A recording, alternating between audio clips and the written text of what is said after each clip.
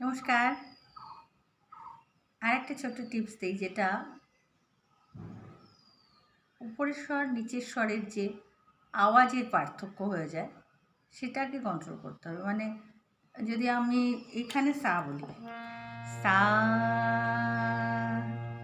সা সা, এটুকু যথেষ্ট। কিন্তু আমাদের কি হয়ে যায়, সা এই করি, সা সা, এই যে আওয়াজের ওজন, উপরের আওয়াজের সায়ের আওয়াজ ওজনও একই হবে।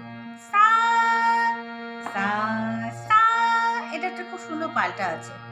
সা সা সারে সানি সারে গা সানি ধা সারে গা মা সানি ধা পা সারে গা মা পা সানি ধা পা মা সারে গা মা পা ধা সানি ধা পা মা গা সারে গা মা পা ধা নি সানি ধা পা মা গা রে সারে গা মা পা ধা নি সা সানি ধা পা মা গা রে সা। উল্টোটা হবে সা সা সানি সারি সানি ধা সারি গা। মিষ্টি করে বলুন, ভালো হবে।